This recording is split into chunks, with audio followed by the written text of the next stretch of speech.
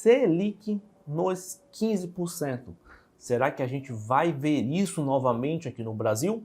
Os nossos juros futuros já apontam uma alta da Selic para 2023. Quem acompanha o cenário viu que a gente tinha acabado a nossa alta de juros no ano de 2022. O Banco Central encerrou a alta de juros nos 3,75, mas o mercado está prevendo mais aumento para 2023. Será que isso vai acontecer? E o que é que isso muda no mundo dos investimentos? Se você quer saber tudo sobre esse assunto, assista aqui esse vídeo até o final.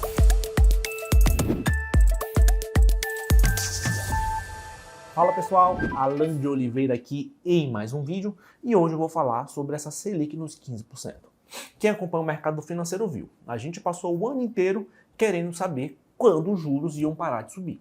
Então quem investe em bolsa de valores, quem investe em renda variável, está acompanhando os fundos imobiliários, está acompanhando as ações, tudo isso é influenciado pela Selic. Quanto maior a Selic, pior para a renda variável. As ações não vão tão bem e, consequentemente, os fundos imobiliários podem também não performar tão bem. Claro que os fundos imobiliários sentem um pouco menos, mas acabam sentindo sim, afinal o custo do capital está precificado pela Selic. Então a gente ficou naquela apreensão de até quando vai a Selic, vai até 13, 13,5, 13,25 e acabou que o ciclo foi encerrado nos 13,75. Desde então, o mercado tem o que chama de curva de juros, que é uma projeção que o mercado faz dos juros futuros, de como é que vai ser os juros do ano que vem, de 2024, de 2025.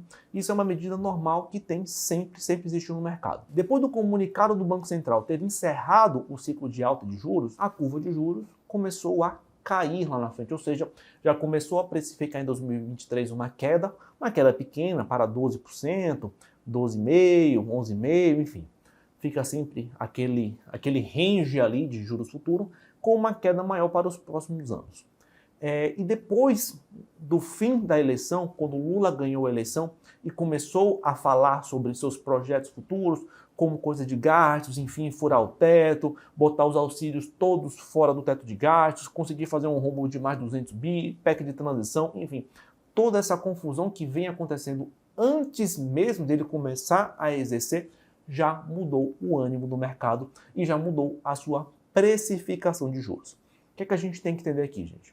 Se o governo gastar mais, muito provavelmente a gente vai ter uma inflação maior. É possível que essa inflação suba. E se a inflação subir, é possível que os juros continuem subindo em 2023. Então o mercado está precificando sim um governo gastando mais, com mais inflação e uma necessidade de continuar subindo os juros em 2023. Isso é o que o mercado está precificando. Não quer dizer que vai acontecer. A gente sabe que do discurso até algo concreto tem um caminho longo, então pode acontecer. E o mercado precificou esse cenário sim. A PEC da transição está aí, com um gasto maior de 200 bilhões aproximadamente. Então o mercado está precificando que isso vai passar e que teremos aí mais inflação para 2023, com uma necessidade de um pouco mais de aumento de juros. A gente já viveu esses juros aí na casa dos 14, 14,5%, 15% no governo Dilma. A gente teve esses juros elevados e não tenha dúvida, juros 14, 15% não tem como ganhar dinheiro com as ações com renda variável. Não é que não tem, desculpa eu ser um pouco exagerado, vai ser difícil, porque é muito mais interessante você continuar na renda fixa. Eu adoro as ações, sou apaixonado por as ações, vivo esse mercado, estudo as ações todos os dias, mas é a realidade. Juros de 14, 15%, as ações não têm a menor chance. Vai ser uma ação ou outra pontual ali que vai conseguir ter um desempenho muito bom na bolsa, se realmente isso acontecer. Então, se por acaso os juros forem para 15%, como o mercado está precificando, não tenha dúvida que a renda fixa provavelmente vai ser o melhor investimento de 2023. Não vão ser as ações, não vão ser os fundos imobiliários. A renda variável deve sentir se realmente isso se concretizar, se realmente isso acontecer. Então, não tem como ter um bom desenvolvimento na renda variável se a Selic continuar tão elevada assim.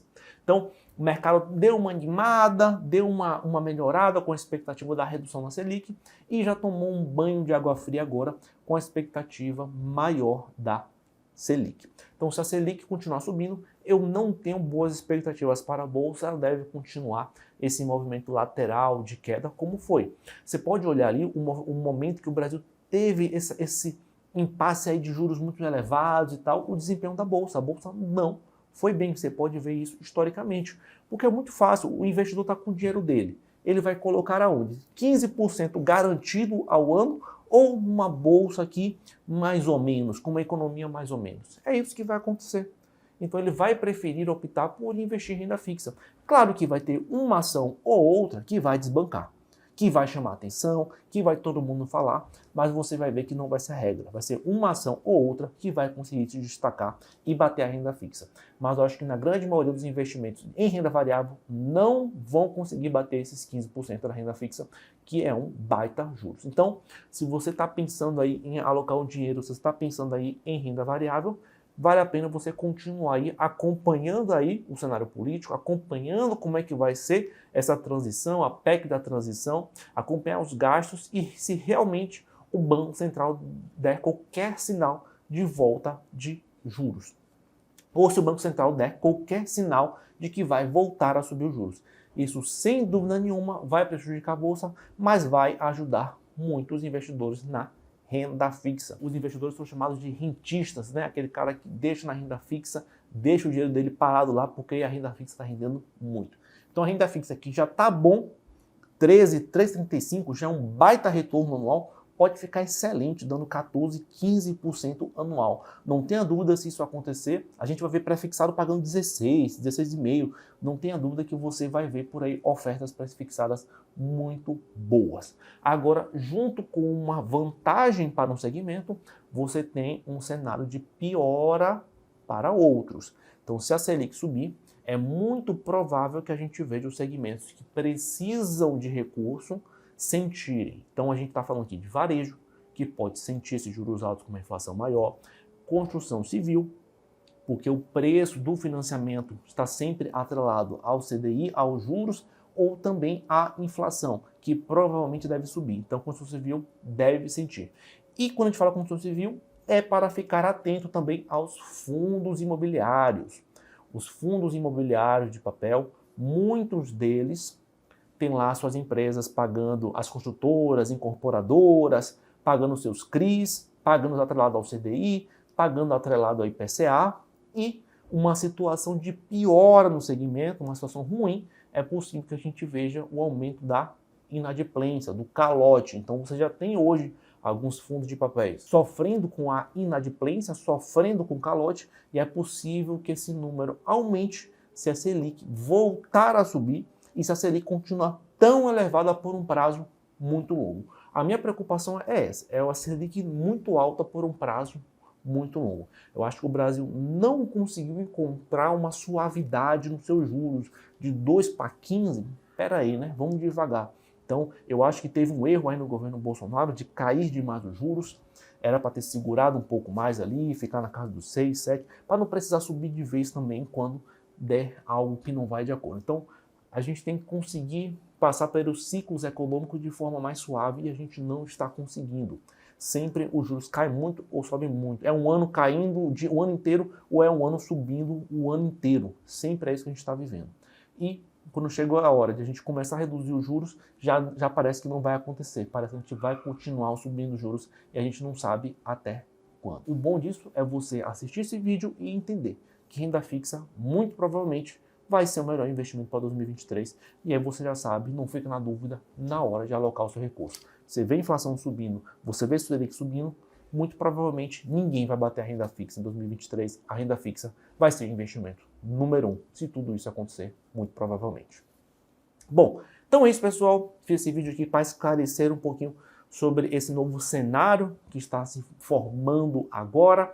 Então, se a gente vê essa PEC passando, se a gente vê a inflação subindo, a gente pode ver sim o Banco Central aumentando a taxa de juros e a gente vai ver nos seus próximos comunicados qual vai ser o sentimento. Vai subir mais? Parou? Mais um pouquinho? Enfim, o mercado já vem precificando os juros lá na casa dos 15% e se isso acontecer, vai prejudicar a renda variável, mas a renda fixa vai ficar muito atrativa.